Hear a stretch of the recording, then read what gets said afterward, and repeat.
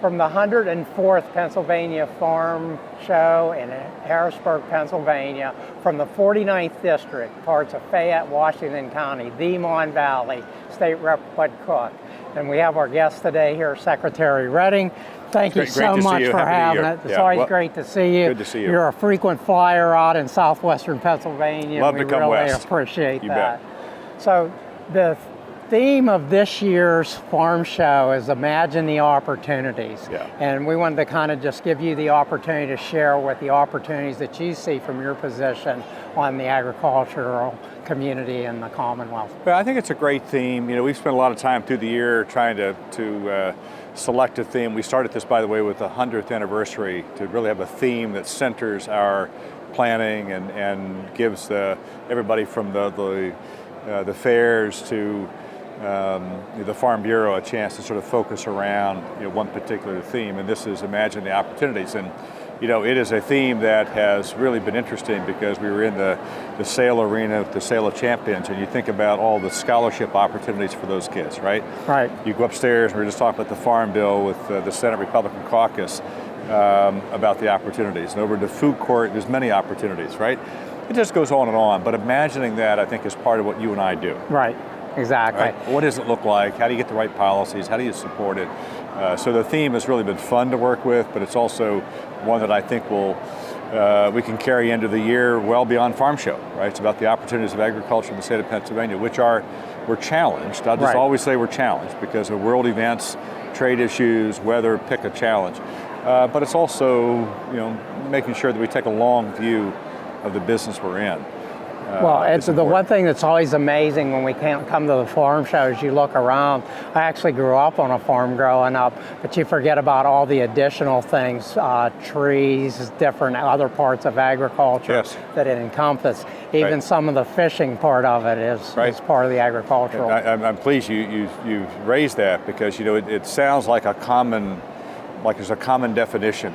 And what we realized a couple of years ago is it looks different in East Pennsylvania. When you say agriculture, it may be equine, it could be mushrooms. You go to the Northwest and it could be dairy and forest products. You come west and it could be sheep and beef cattle, and each region has. But we really wanted to have a definition that captured all of that. So I'm pleased to have the production and equine and green and forest products as well as food processing. You put all that together. The important thing is that's 18% of the state's gross state product is food and agriculture.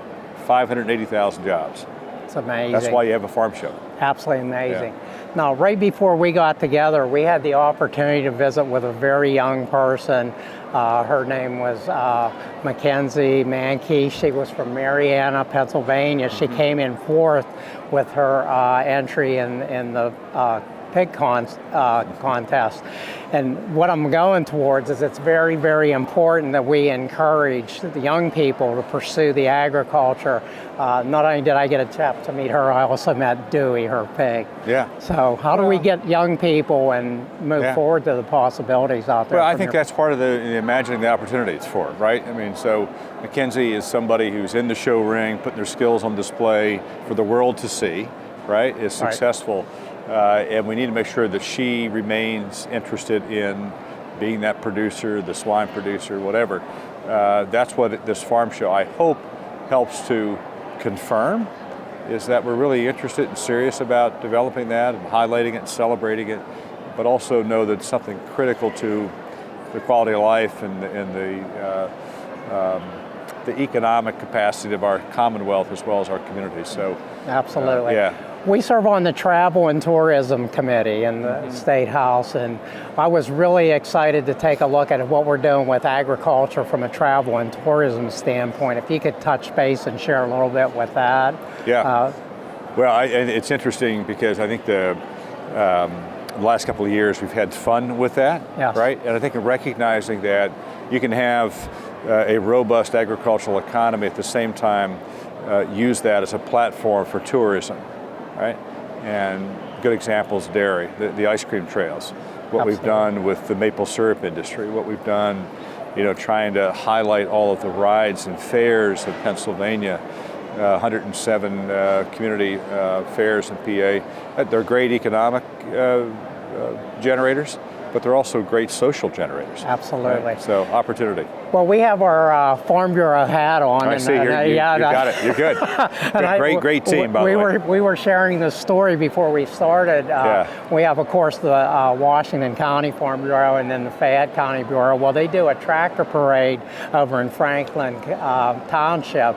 And the Farm Bureau actually was able to get us a tractor for the 10-mile tractor parade over there. I'm very grateful and thankful for that. But if you could share a little bit the impact of the Farm Bureau, because they've been around for a long, long time and continue to be. So. Well, they're such a important part of the policy-making process. I like them not just because they stand by you, stand with you in these debates. Sometimes they're more comfortable debates than others, but they're there, right? And also know every day that they represent farmers who are frontline trying to make a living doing this business that you and I talk about. Yep.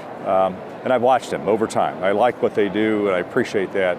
I also, value their policy making process, grassroots, right? Absolutely. And we just saw that play out their annual meeting, and that's a really important guide for the Department of Agriculture, because those policies become good guideposts for the things that we do. But a good example is the Farm Bill and their advocacy for it over the last year, and they were upfront about where they could help, and they put their force to the task, and have done a wonderful job. Well, certainly from the legislative side, we appreciate the Farm Bureau input. Yeah. I mean, half of our district is farms on either end of it, so we really appreciate that. Yeah. Mr. Secretary, I'm sure you don't hear enough, and we want to share with your team. We really appreciate everything you do, and for our number one agriculture. Yeah, great to work with you. Thanks for all your good work. Thank you, sir. Appreciate it.